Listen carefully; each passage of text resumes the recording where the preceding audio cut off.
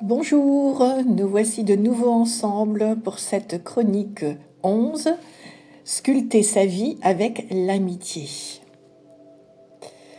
Alors, reflet de nos vies heureuses ou malheureuses, nous tissons à l'aide de nos histoires de vie d'autres histoires, petites ou grandes, qui résistent ou pas au temps qui passe, mais qui laissent à jamais en nous des traces indélébiles.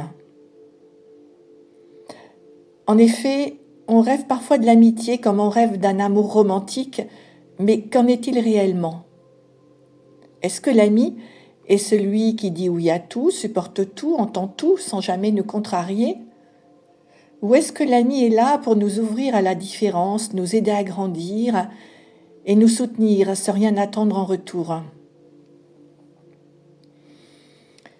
Fabrice Midal, dans son dernier livre, La magie de l'ordinaire, insiste sur le fait qu'oser dire non, oser affirmer ce qui est important pour nous, c'est cela, la magie de l'ordinaire. Car cela peut changer le cours de notre journée et même parfois de notre existence tout entière. En effet, nous avons été formatés à dire oui, oui, oui, et nous sommes terrorisés par l'idée de ne plus être aimés, d'être mis de côté ou même d'être rejetés. Et pourtant, quand nous nous autorisons à dire non, par fidélité à soi, parce qu'on trouve cela juste, sain, clair, c'est magique. Ça nous fait un bien fou. Alors si cette posture est tellement importante, je me dis que c'est sans doute cela, l'amitié. Savoir que l'on peut dire non sans être stigmatisé ou rejeté. Savoir que nos actes et nos paroles ne seront jamais retenus contre nous, mais accueillis avec bienveillance et tolérance. Alors vous, quel ami êtes-vous?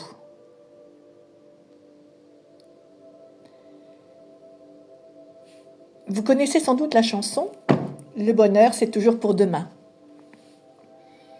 Dans mon cas, l'amitié m'a enseigné l'inverse. En effet, c'est en grande partie l'amitié qui m'a sauvée, qui m'a permis de me sentir vivante dans une période très douloureuse de ma vie. C'est l'amitié et l'authenticité des relations qui m'a permis de me décentrer de mes problèmes, de mes souffrances, pour rester connectée au réel. Et parfois m'a aussi aidé à survivre. Alors, dans un cas comme le mien, nous sommes très loin de ces amitiés virtuelles ou des fameux likes sur les réseaux sociaux.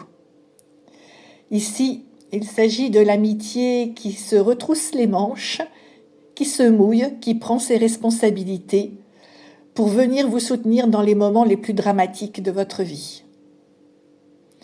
Ici, je parle d'amis qui se déplacent au milieu de la nuit pour venir vous soutenir en plein drame, d'amis qui vous prennent dans leurs bras, qui vous regardent dans les yeux et vous prennent la main quand la détresse est trop grande. Je vous parle d'amis qui ne demandent rien, qui sont juste là pour vous et qui vous emmènent avec eux en voyage, s'ils craignent de vous laisser seul. Cette amitié-là, elle vous évite l'effondrement et vous permet de reprendre tout doucement du pouvoir sur votre vie. Cette amitié-là rappelle que l'amour, avec un grand A, non seulement existe, mais est la plus belle chose que cette terre puisse nous offrir. Elle nous reconstruit, nous permet de comprendre que les difficultés sont des défis, que finalement nous réussirons à dépasser et qu'à plusieurs, la plupart du temps, nous sommes toujours bien plus forts.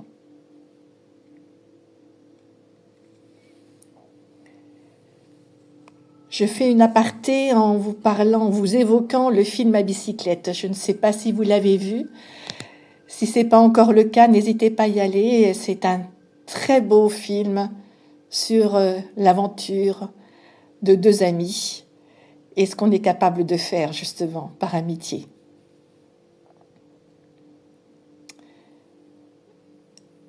Lors de mes accompagnements en coaching, je suis très attachée à démarrer nos séances par un quiz sur les talents. Dans un premier temps, ce test très simple permet au coaché de revisiter ses forces intérieures et de prendre conscience de ses talents. Mais dans un deuxième temps, ce test nous ouvre d'autres perspectives en reconnectant le coaché avec des personnes de son entourage. En effet, après avoir fait ce travail sur soi, le challenge est de prendre 3 ou 5 amis et de leur attribuer au minimum 3 talents chacun. Citer ainsi les qualités que l'on reconnaît aux autres, que l'on reconnaît à des proches, n'est pas habituel et parfois même très déstabilisant. Et puis ensuite, vous pouvez aussi demander à l'autre de vous rendre l'appareil. Ça peut être également très enrichissant, voire même émouvant. Parce que le plus souvent, on ne sait pas ce que l'autre personne apprécie chez nous. Cela peut confirmer ce que l'on pense sans vraiment savoir.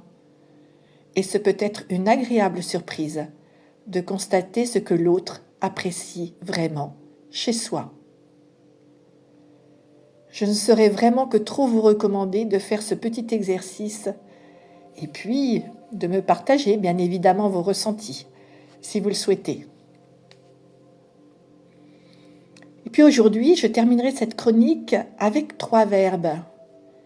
Écouter, ressentir et partager.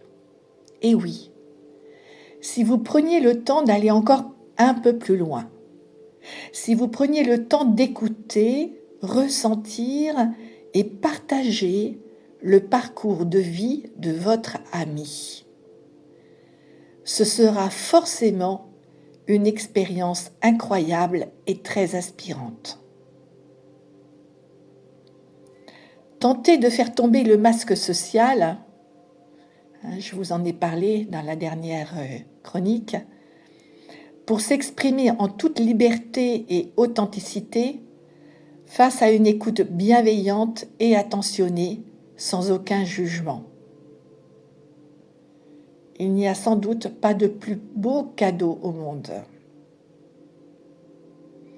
Parce qu'être soi-même n'est jamais facile et représente même parfois un véritable défi. En effet, nos biais de pensée font qu'on a tendance à croire que les autres n'ont aucune difficulté. Mais quand on entre dans la profondeur de l'âme de quelqu'un, on découvre à quel point chaque vie est une aventure, un risque, un ensemble de défis. En écoutant votre ami, vous découvrirez l'incroyable. Vous ferez vraiment l'expérience d'un voyage en terre inconnue qui vous impactera autant l'un que l'autre. Vivez cette expérience et j'attends avec impatience vos retours. À très vite et très belle semaine à tous.